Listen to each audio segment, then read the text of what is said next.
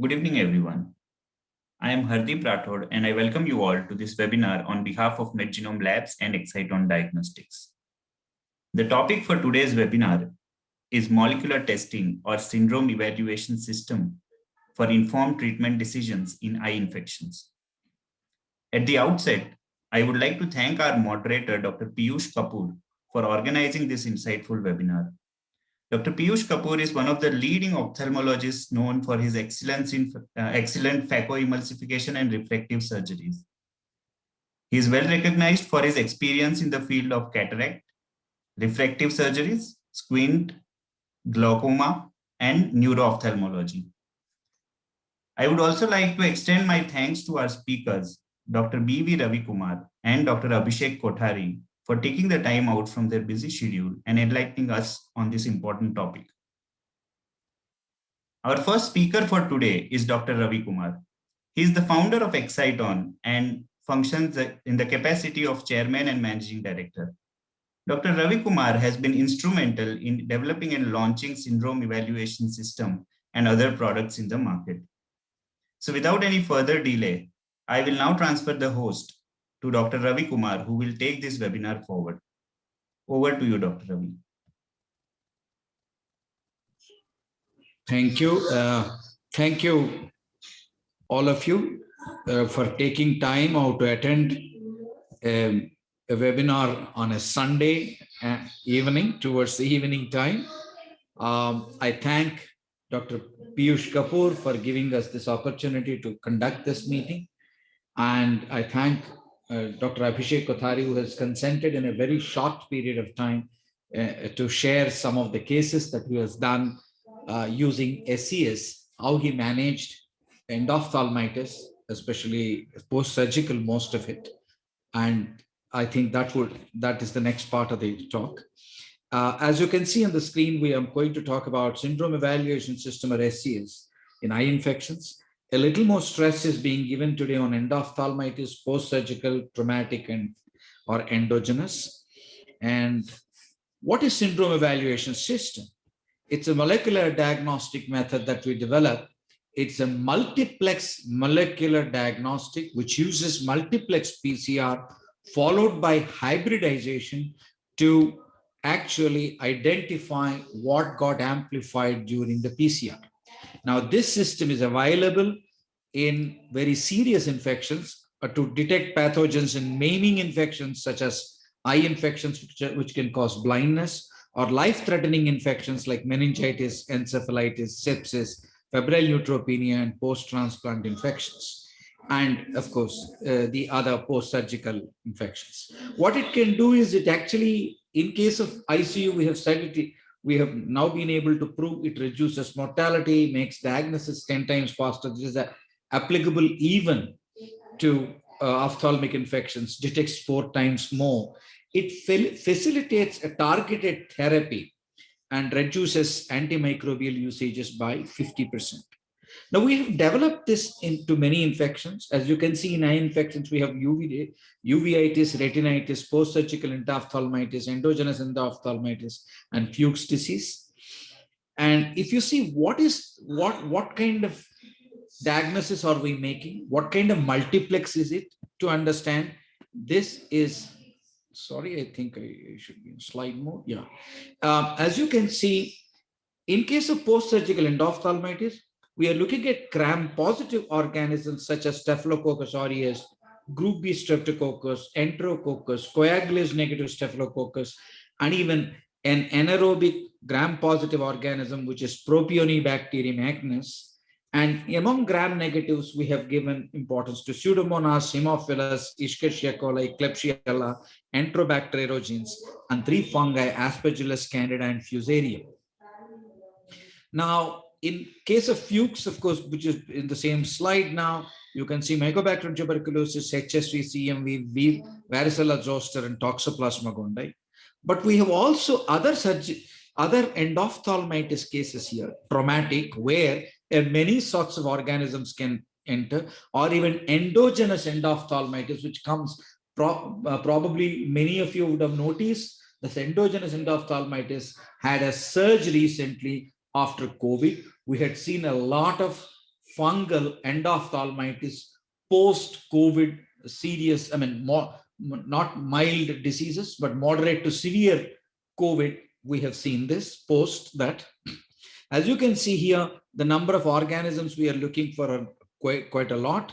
We look for, in addition to the previous staph, streptococcus and enterococcus, streptococcus pyogenes, and here we have not only looked at the Pseudomonas, but we have also looked at Acinetobacter baumannii, Leptospira, Haemophilus influenza, Neisseria meningitidis, Klebsiella pneumoniae, Enterobacter aerogenes, Proteus, Salmonella. We have seen a couple of cases in the eye, and Bacteroides fragilis. Now, how do we look for all this? What is the whole technology? Just out of curiosity, people ask. What we do is from 100 microliters of aqueous, or quite often vitreous, after vitrectomy, we get good amount of sample there. We take the DNA from it and amplify for all the organisms in a single tube. That means in case of post-surgical endophthalmitis, it's about less than 15 to 20 genes, while it is in case of endogenous endophthalmitis, where we are looking for a whole lot of organisms, we are nearly looking at 30 different genes of various bacteria and fungi. So we do not know what got amplified at the end. Is in a single tube we have provided for all the machinery for amplification, whether it is primers or the enzymes, and of course the whole other nucleotides and the buffers and the salts which make this reaction happen. And after the reaction, we put it on a solid surface which is fixed with synthetically made signature sequences of the genes that got amplified. And so the whole amplicon or amplified product will be unwound. That DNA is always double strand. We unwind it into single strand, and the single strands are made to interact with the signature sequences which are fixed on the solid surface. Wherever it binds, it is converted into a signal on a grid. So square 1 could be Staph aureus, square 2 could be coagulase negative staph, square 3 could be a Propionibacterium. That way you can actually make a grid, and according to the grid, we also read out and say what organism is actually amplified in it. Now, two important things. We do not do pan-bacterial or pan-fungal genes at all. These genes, what I'm talking about, are 16S, 23S rRNA genes of bacteria, or 18S RNA genes for fungi. These are common to all of them, and when we use them, we have not got great success in both sensitivity and specificity. So we went to virulence specific genes for each organism. So we amplify 1 gene per organism or 2 genes per organism in order to be absolutely sure. Now, what is the sensitivity and specificity? I know we can give a lot of data on it, and I know Dr. Abhishek Kothari will talk to you about how he tested us by sending spiked samples. But what we do is we participate in the external quality assessment program of European Union through their agency called QCMD, which is Quality Control for Molecular Diagnostics in UK. So they send blinded panels, and we give the results, and they upload our results, and then we know how we compare with the other labs which participate.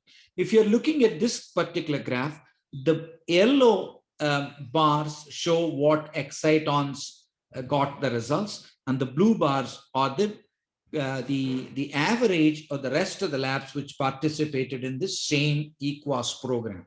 Now, for example, if you're looking at HSV, which is the first bar, 291 on the top, we have given 291 labs participated. Their average was 94, exciton got 100. Now, if you really look at all the organisms, please look at my cursor. This is HSV, CMV, VZV, which are important for Fuchs. And you can here see the Enterobacteriaceae, we got 100%, and Aspergillus, Candida, then we have got Toxoplasma, and we also actually give, though I'm not stressing here, we also give sensitivity or resistance patterns such as ESBL resistance markers and carbapenem resistance markers. Now, if you look at these in case of specificity, of course, we got 100% specificity in all parameters, including the parameters that I highlighted. Now, after having developed this with high sensitivity and specificity, in fact, that's a concern. When you do such a massive multiplex, sensitivity is a concern. Similarly, specificity is a concern.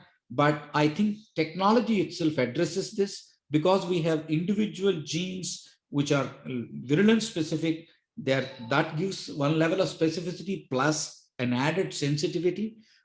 And the fact that we identify what got amplified by a hybridization means it is sequence specific hybridization that in itself imparts a lot of specificity to the whole assay. Now, we have done initially a validation with Shankar Nethralaya with Dr. Madhavan. Here you can see 18 cases of HSV, 13 cases of CMV, then 7 cases of adenovirus, 3 cases of varicella zoster, 16 cases of Aspergillus, 22 cases of Propionibacterium. We have not seen that level of Propionibacterium off late in the last 3 years. And other bacterial endophthalmitis, we called it, here they were only taking whether it is the actual species were not given in this 25 versus 25 and so on and so forth. You can see Mycobacterium tuberculosis and Toxoplasma also in this. Now, we are a molecular diagnostic lab in Asia to be awarded, which is pure molecular diagnostic lab. We don't do regular cultures. We don't do the regular microbiology, but we are NABL accredited and we follow ISO 15189. And our users have published and they speak about it, and you will hear the major, somebody who used it maximum. I have not put his publications or his preprints here. That is Dr. Abhishek Kothari. Here is a paper from Aditya Jyoth Hospital from Mumbai. And this is a paper from Shankara Eye Care, Coimbatore. And this is from Prabha Eye Clinic in Bangalore. And this is again LV Prasad Eye Institute at Hyderabad. So, and of course, DOS has published earlier this one.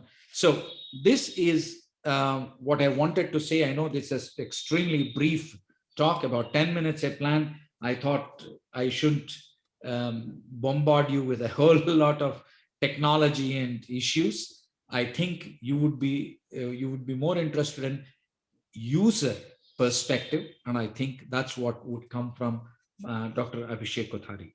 Thank you. Thank you, Dr. Ravi Kumar, for this exciting session.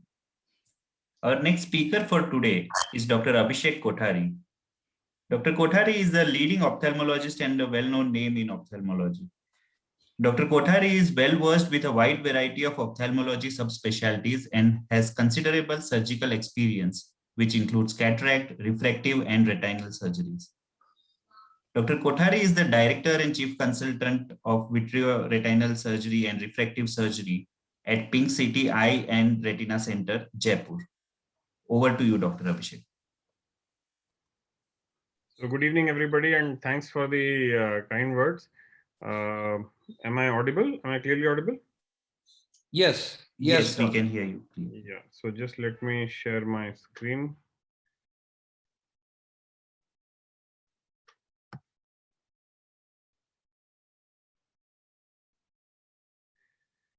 Right. So basically, the basic science and the quality issues were addressed by Dr. Ravi Kumar. We've been lucky that we've been associated with them for almost now 12, 13 years. And since 2009, when the kit became clinically available, we've been using it.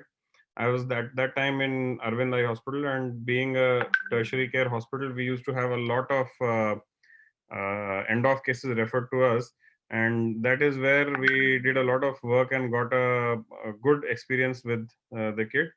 After I moved to Jaipur, I've been continuing using their kit, and of course, I mean, this is something that, as ophthalmologists in India, we have to be really thankful that, and consider ourselves lucky that we have something that a lot of my friends, we are surgeons in US and Europe. I've presented this on this in Europe also, and they don't have any test which comes even close available there. So let me go to the presentation. We all know that endophthalmitis is a grave complication of intraocular surgery. Postoperative endophthalmitis is something that generally scares the daylights out of any cataract surgeon, for that matter, after any intraocular surgery. And most of the current treatment is based on the endophthalmitis vitrectomy study. Now, the problem with the EVS study and with our routine clinical practice is that when we send microbiological, when we send aqueous and vitreous tabs for microbiological investigation, the yield is very low.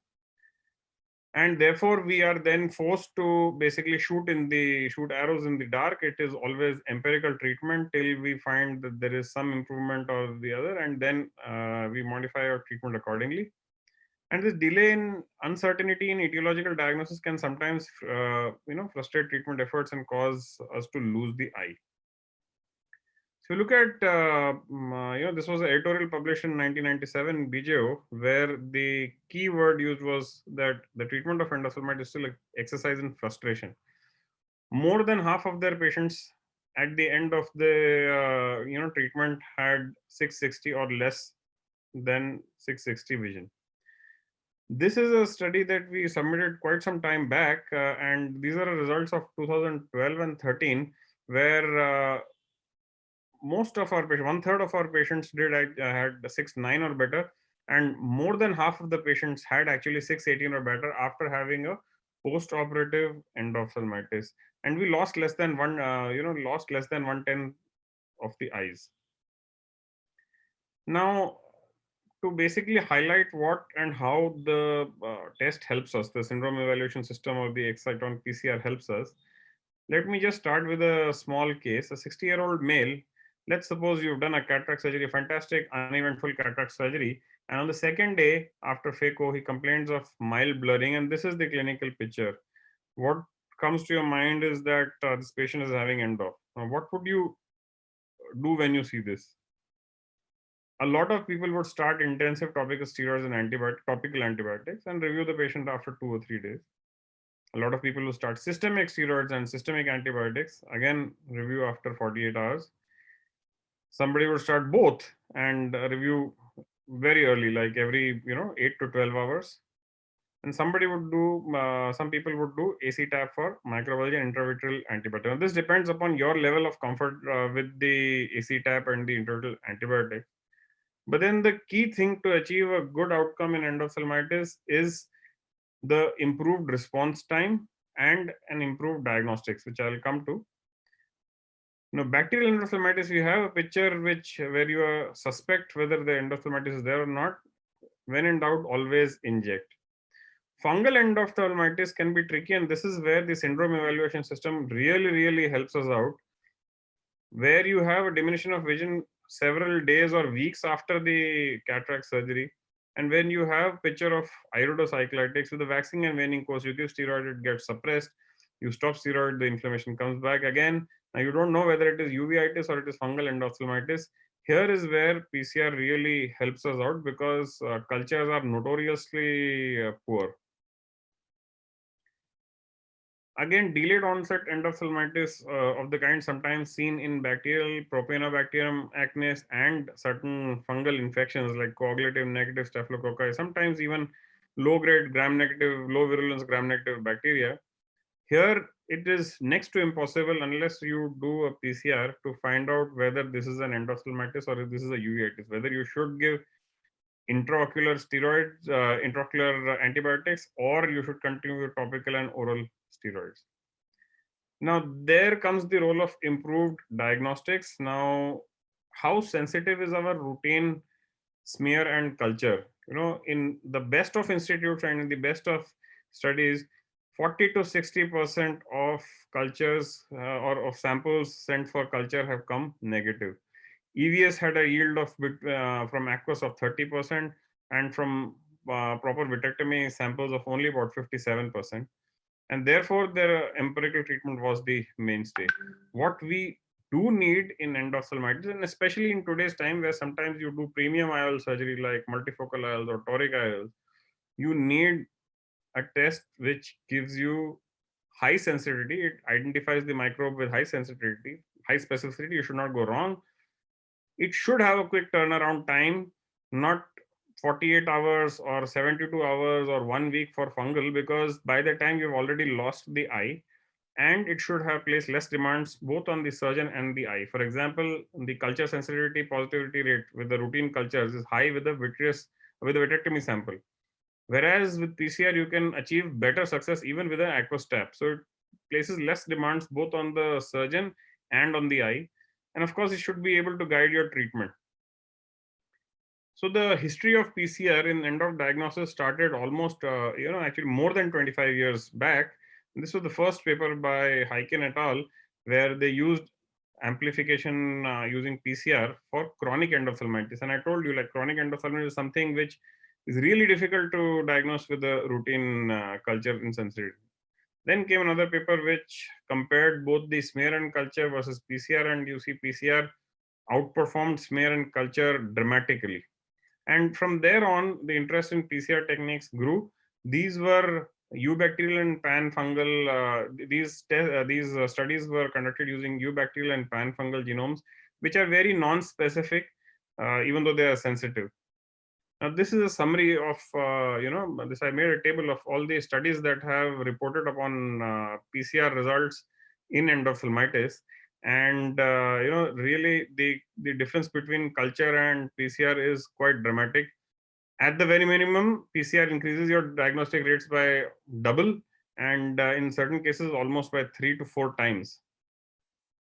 Now, I won't go into very much detail about the science. Let me skip this part, but I would definitely want you to show, see this picture. This is Kary Mullis, the guy who was awarded the Nobel Prize for discovering and rather popularizing PCR.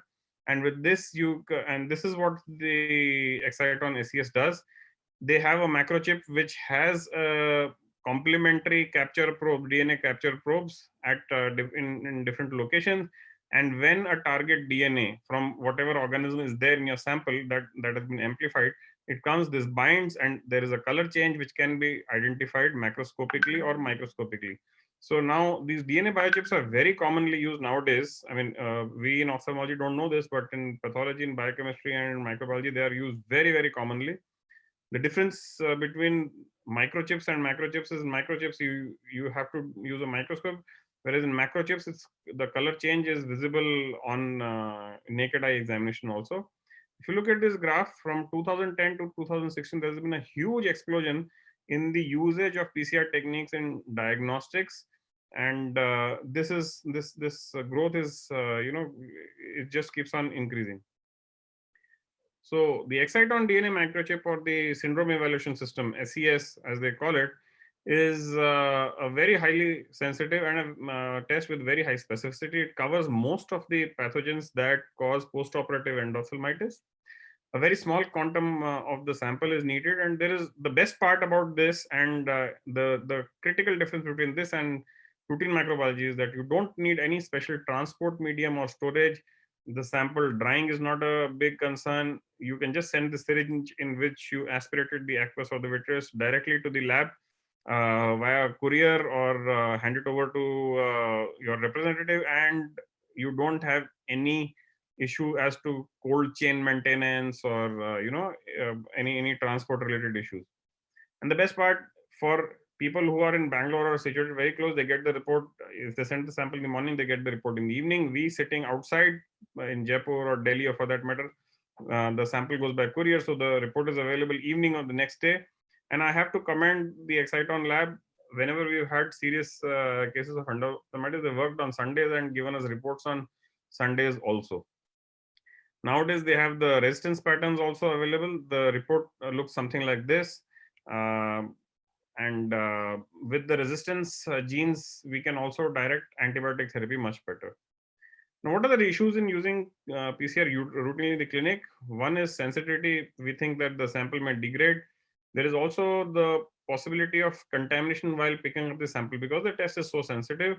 If you don't take it carefully, there can be microbial contamination and the results can go haywire. A lot of times the treatment that we give initially is empirical and not always based on the microbiology, just a educated guess, if I may say. And of course, access to PCR is also an issue. Now, I want, before I go to the clinical cases, you must have heard good things from the representative who comes to you to talk about the SES, from Dr. Ravi Kumar, from me. But what I want to make very, very clear is PCR is not, this is the misconception. It's a tool that if you use that all your endophthalmitis, you will get a very great outcome. It's not like that. It's not a huge gun that will chase away the endophthalmitis. It is basically a diagnostic test that has a very high detection rate in case of endophthalmitis. And this high detection rate of endophthalmitis enables the surgeon to have an improved decision making, to enable aggressive targeted treatment, and thereby to ensure ocular sterility and reduce the inflammatory consequences. The eye doesn't suffer from the bacteria as much as it does from the inflammatory sequences. So this is more like a gun sight, which enables you to look and aim at the target much better rather than a bigger gun. Now, let me go to the trial that we conducted when I was there in Arvind. So we conducted a study on the clinical utility of the DNA microchip in infective endophthalmitis in terms of, one, improved identification of causative organisms. Second, correlation between the DNA microchip, the routine microbiology, and the clinical picture. And third, what effect did it have on the number of antibiotics that we are using, the intervention that we are using, and the duration of hospital stay. So we took cases of endophthalmitis following intraocular surgery. We excluded cases that had a corneal pathology or other pathology affecting visualization of the fundus or causing diminution of vision. We excluded traumatic endophthalmitis, pediatric cases, and where the vision at presentation was less than accurate perception of projection of rays. Now, this was the trial. This was the trial design. End of cases were divided into two groups. The first group was DNA microchip arm-based treatment, where we gave the treatment based on the DNA microchip result and our clinical judgment. Group B, where we use the standard of care meaning routine microbiology, conventional microbiology. And we did both a AC-TAP, VITRIS-TAP, gave intravitreal vancomycin and ceftazidime to all the patients at the beginning. And in the group B, we continued with conventional microbiology. In group A, we continued with DNA microchip guided treatment. We also sent 10 site controls. Site control means we took 5 positive and 5 negative. 5 positive control means we took sterile saline samples and mixed inoculum of a known culture like a Staphylococcus aureus culture grown in our lab, and contaminated the saline sample and sent it across for testing. We also sent 5 negative, that means sterile saline samples we sent for testing for PCR. And these were sent in a blind fashion. We did not tell the lab that we are sending you controls. We just sent them as patient samples. The treatment protocol was a standard protocol that we always follow. And these were the primary outcome measures. That was the identification of causative organism, anatomical success in terms of resolution of inflammation, number of interventions, and the duration of hospital stay. Secondary outcome measures of visual results, correlation between microchip and routine microbiology, and the clinical correlation. Now, all 5 positive controls were identified correctly, and there was 1 false positive out of 5 negative controls, that 5 sterile samples that we sent. This gave a sensitivity about 100% and a specificity about 80%, or a positive predictive value of about 0.83. Yes. So let me come to the results. We had about 10 acute endophthalmitis case and 15 chronic endophthalmitis cases in the DNA microchip arm. In the standard of care or the routine microbiology arm, we had 12 acute endof and 13 chronic endof cases. The groups were approximately similar. 20% of patients in the DNA microchip arm and 24% in standard of care arm did not had previous treatment. 80% didn't have any previous treatment. The vitritis grade was about 3.3 in the DNA microchip arm, and standard of care arm it was about 2.8.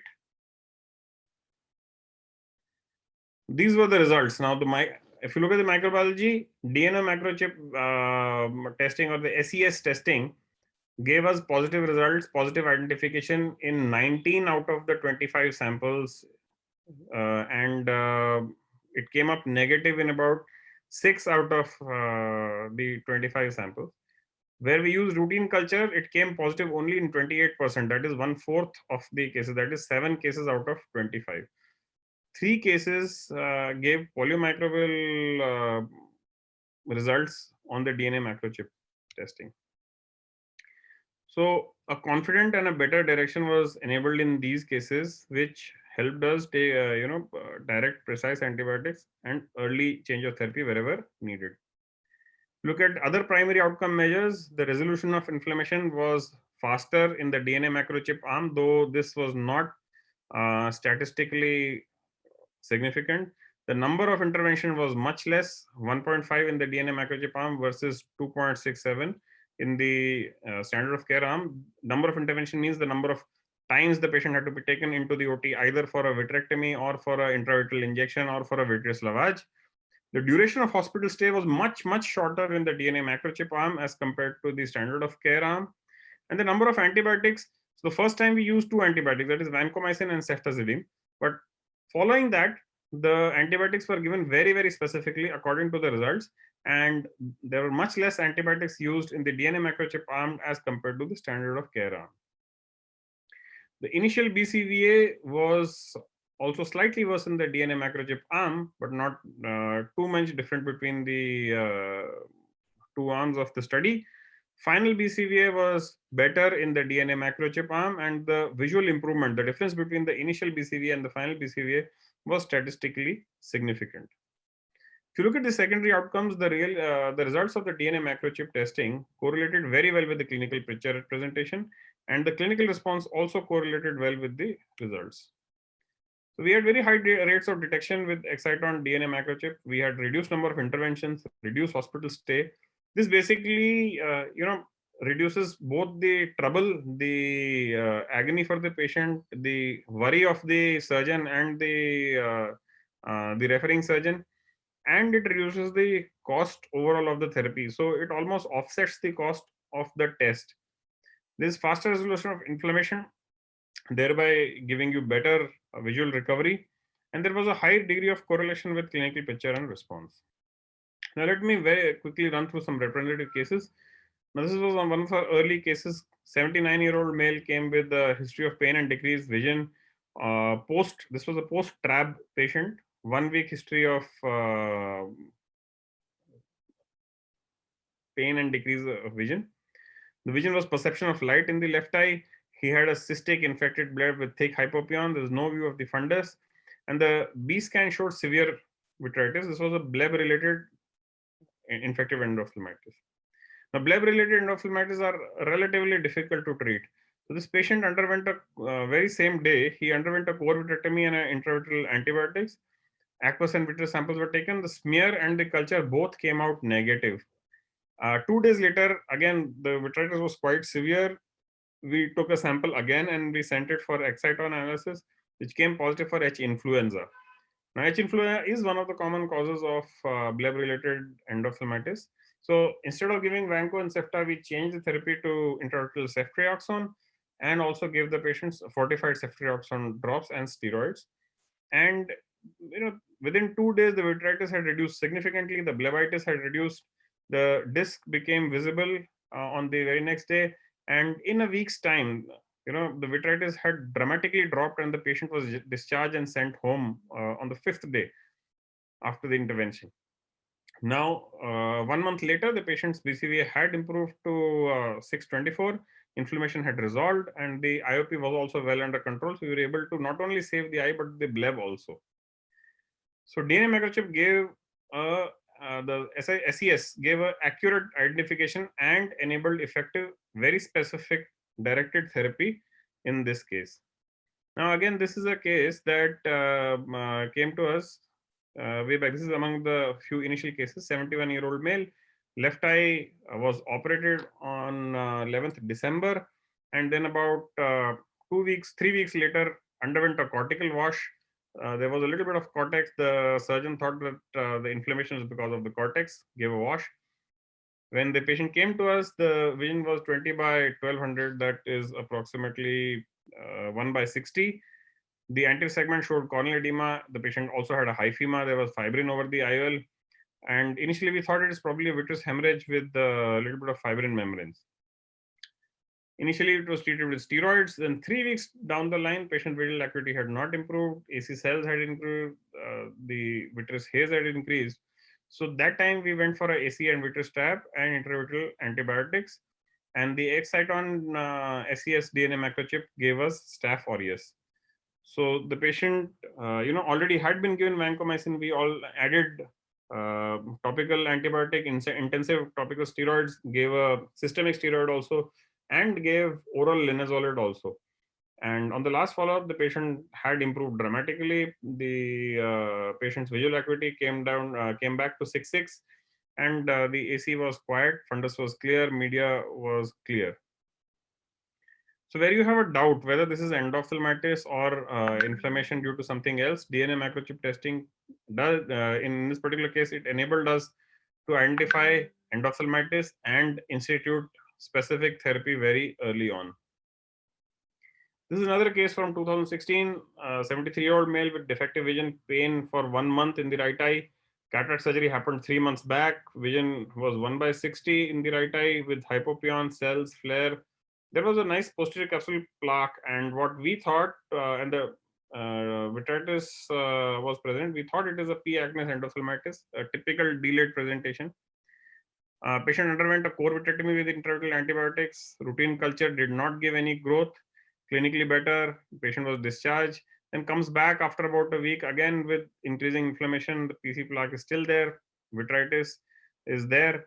Again, this time the vancomycin was given into the bag. Now, with the passage of time, that is approximately another 4 or 5 days, vision continued to worsen. There was also hypopyon. There was no view of the fundus. So this time, patient underwent again repeated AC tap and a vitreous tap. And along with sending the sample for routine microbiology, we sent a sample to Exciton also. The result came out positive for Candida, which was a surprise for us. So we started the patient on antifungals. Intravitreal antifungals were given twice in a gap of 48 hours. Patient's vision further reduced, so he underwent IOL plus bag removal and again intravitreal amphotericin B, and then the things started to look better. The inflammation started to come down, and the best corrected visual acuity came up to 624, vitreous haze reduced. So here the DNA microchip testing led to correct identification of the causative organism. So we were basically making guesses of P. acnes, whereas all the time it was basically Candida. And the test basically altered our treatment direction. We became a little more aggressive. We removed the IOL and the bag early to prevent further worsening and losing the eye. Fourth case, this is a 67-year-old lady diagnosed with intermediate uveitis and was for treatment for several years. Patient underwent a cataract surgery in late August of 2019 under steroid cover. 1 month post-op, patient's vision was only 660. There was epiretinal membrane, there was macular edema. The operating surgeon gave intravitreal triamcinolone steroid, thinking that this is just a post-uveitic cataract edema. Macular edema did come down with the IVTA, but then it came back again, and this time there was mild vitritis also, and the patient was advised vitrectomy with ERM removal. But before the patient underwent that, this all happened over 4 or 5 months, 6 months, and in between, patient was lost to follow-up and comes sometime later with this kind of a picture in the fundus. Vision had dropped quite a bit, and there was moderate vitritis with cotton ball opacities. Now, at this time, patient underwent a vitreous tap, and routine microbiology came out negative, but the Exciton SES gave a result of Aspergillus. Now, patient underwent vitrectomy with intravitreal amphotericin B, and the patient was discharged on the very second day with systemic antifungal, that is voriconazole, and topical antifungals. Patient did quite well. So DNA microchip results here led to a change in the diagnosis. What was being considered as chronic uveitis turned out to be a fungal delayed presentation endophthalmitis. Of course, the DNA SES also led to identification of the microbial agent, that was Aspergillus in this case, and it changed the course of treatment for this patient. Now, I was told that it's basically cataract surgeons who are the audience, so I focused on post-operative endophthalmitis. This test is very useful for traumatic endophthalmitis also, and now they have kits for uveitis syndromes, for viral retinitis and keratoconjunctivitis also. We've used it extensively for uveitis syndromes, and let me tell you, one of the best uses is when you suspect that there is a TB uveitis, and TB can present in various from subretinal abscess to vasculitis, and you're giving steroid, but it keeps on recurring, and it's not a small decision to give a ATT empirically.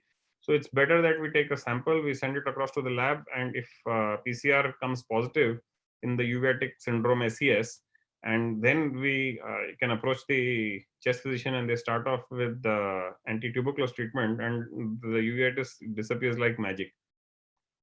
Dr. Ravi Kumar already presented certain papers where other reputed institutes have used this test and have validated the results also. And I think LV Prasad also was undertaking a study. Shankar Agrawal has already done it. Arvind has already done it, but I think LV Prasad was also on the way to a validation. This is an old slide. Our randomized clinical trial is already over. We actually submitted the results, not even published yet, but I think it's been accepted by IGO, so it should come up for publication anytime now. Thank you. Thank you, Dr. Kothari, for your hi. Thank you, Dr. Abhishek, for a wonderful presentation. I have a few questions for you. Myself is Dr. Piyush Kapoor. Sure, please go ahead. Dr. Abhishek, one thing that yes, I am primarily a cataract surgeon, but fortunately the endophthalmitis rate is so low that we hardly encounter an endophthalmitis one in, say, maybe 3 years or so. This is the statistics we are holding in a volume of about 5,000 cataract surgeries being done almost a year. So my basic interest, yes, definitely would be that we can hold another webinar to have an insight into the various diagnostic tools like for keratoconjunctivitis and the viral retinitis and all, because with a huge volume of uveitic clinic in our center, we have a lot of patients with undiagnosed infectious uveitis as well. Now, some questions about the endophthalmitis, which you were saying, that I just want to know that is primarily your diagnostic tool is SES, or you do routine microbiology with an SES for most of your patients? So because the sample that is required for SES is really small. Okay, so whenever we take a sample, we split and send it to both places. There is a reason. I will, if I have to use an example from everyday life. So what I always tell people when they ask me about SES is that the difference between a culture and SES is that culture is a poster. It's like a wanted poster. So anybody who reads that and finds out will give you the information. Whereas SES is like it's like a police identification parade. Now SES is directed only against the panel, that is the 20 microorganisms or 24 microorganisms, which statistically, looking at all the literature published, we picked up which the organisms which cause almost 90-95% of postoperative endophthalmitis. So all those organisms are covered. But if the postoperative endophthalmitis happens from an organism that is not there in the panel, the test will not pick it up. Okay. If the criminal is not standing in the line in the police identification parade, the criminal will not be identified. Whereas culture, anything will grow. Only Right. problem with the culture is that the culture sensitivity rate is very low. The yield is very, very low, because you give them samples like 0.1 or 0.2 cc. So that is the reason that I always send across to both, and I wait for the results, and then we correlate. That's the reason that we've now found that there's a very high degree of correlation. Yeah, I agree with you, and I think you have made the point very clear that both the things are essential. The message is quite clear that we cannot just put our bet on SES. So let both the things get complemented, and we get a better outcome to understand the infection. Right. The second thing is that SES won't give us an idea about the sensitivity of the antibiotic about the organism, no? So I will tell you here that of course, there is an additional cost involved here, but they do see all resistance in all bacteria is carried on plasmids, or let me say that 90-95% is carried on plasmids. Yeah. So Exciton has a kit available for testing of these plasmids also. So they will tell you the common resistance patterns, resistance genes, whether they are there in the sample or not. So while they will not tell you whether the microbe is sensitive to this antibiotic, they will tell you that this resistance is there. So you can choose a drug from the other groups. Right. So they do give that, and the best part about that is that this information is available the very next day. So if today evening or today afternoon you send the sample, next day evening you will get the result. Whereas in culture, first of all, the challenge is whether the organism will grow or not. And once it grows in 48 hours, then another 24 hours are for the sensitivity. Yeah. So 72 hours when you get the sensitivity. And second question which comes to my mind is that is there a high rate of false positivity also with SES, or false positivity? Well, what is the rate of false positivity in SES if we talk about the journal sensitivity? So, I have used not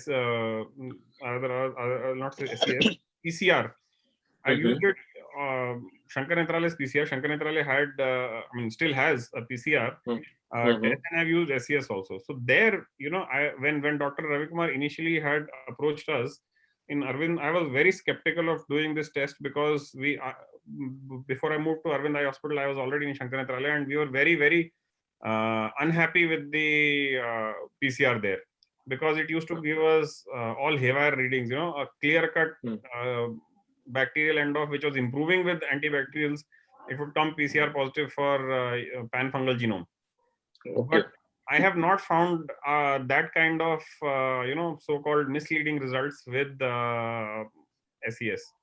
This test is far more specific than the difference is in the genetic target.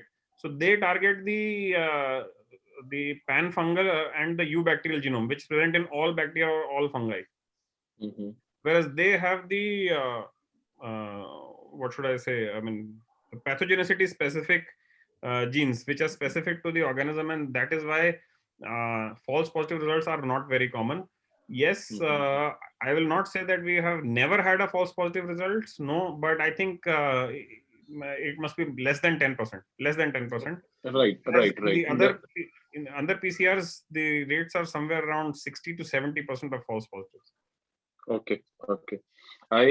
This was the thing which was in my mind, and again the idea you have made very clear to me as well, that the false positivity is there, but again the acumen of the clinician has to go along seeing the presentation, and basically this is a diagnostic tool, what I understand, which can be way better than the routine microbiology and help us to diagnose the right pathogen in the infection. And the judgment, of course, lies with the clinician, how we are using it and where to rely and where to use your clinical acumen as well. So the second thing I want to ask you is that do you use SES as a primarily diagnostic thing, or this comes as a second line thing? Like all your 4 cases you presented, you said that you did a routine microbiology in the first go, and then when you didn't get the right answer from the routine microbiology, you in the second way, whenever you intervened again, like it was a vitrectomy or AC tap or something, you then had sent it for the DNA macrobiology, and then you got the positive result. Correct. So we use it in the first go in most of our patients, especially if the problem of affordability is not there. Okay. Wherever there is a problem of affordability, a lot of times, you also practice in the similar settings that I do. In our country, cost becomes a huge concern. So wherever there is the issue of cost, then we do tell the patient that fine, then let's go with routine microbiology. And if we think that the results are, if we get the results and if you're improving clinically, we won't go for Excitron. But if if things are not going according to what we expect, then we would go for that. So that is something that we offer to patients who bring up the cost or the economics during the discussion. But we always offer to them in the first go, and I have lots of patients in which we have gone with it in the very first go also. Right, because I personally feel that all these conditions are very desperate ones. So Correct. In these, generally the cost issues, whether it is the clinician or whether it is the patient, does not come in the way. And because decision making and the treatment both have to go very fast and accurate. Exactly. So Dr. Piyush, whenever anterior segment person refers the case, a lot of times the cataract surgeon would bring their case that, boss, I've got this endophthalmitis. So there, usually we send the sample at the same time, at the very first go. When it's a patient who has undergone a surgery somewhere, and especially, a lot of patients get end off in these camps and all. So there we have a problem, because there, these camp kind of patients, you have an issue with the cost. So there we definitely are kind of, our hands are tied. That way, my practice setting is such. I have a center with all retina and all the super specialties working in one place itself.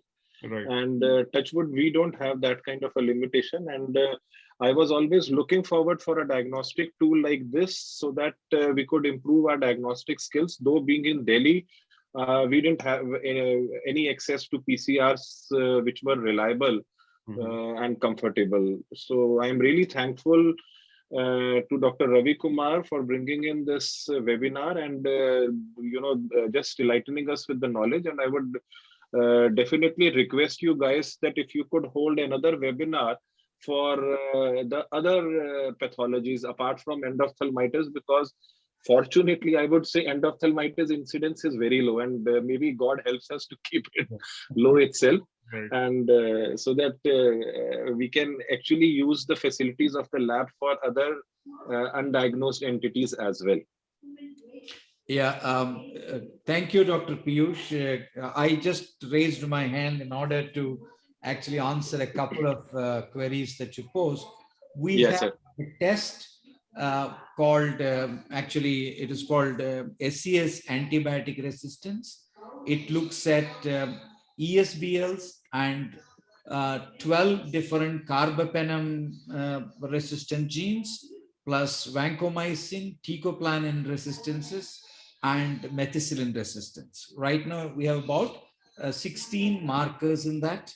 And it is mainly used, we actually suggest for people to use that because that's also expensive. It has 18 different markers and it's a complicated test, but we have used it in endogenous endophthalmitis where people have got either Pseudomonas, Acinetobacter baumannii, or in such kind of cases, we definitely do. Similarly, we had a Klebsiella in this COVID, which ultimately turned out to be NDM1 positive. That means New Delhi metal lobe beta lactamase. So amikacin is gone. The carbapenems have gone. So they had to really hunt for a good antibiotic for that. So in such cases, it helps. So we have a test.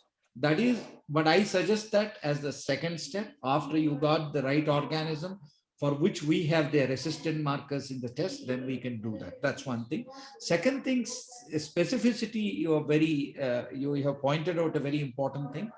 I think we used Dr. Abhishek Kothari's good offices in order to once give a seminar as to how to collect the sample without touching eyelashes while you're doing this, because we got some problems with the external skin organisms from the eyelashes when the needles touched.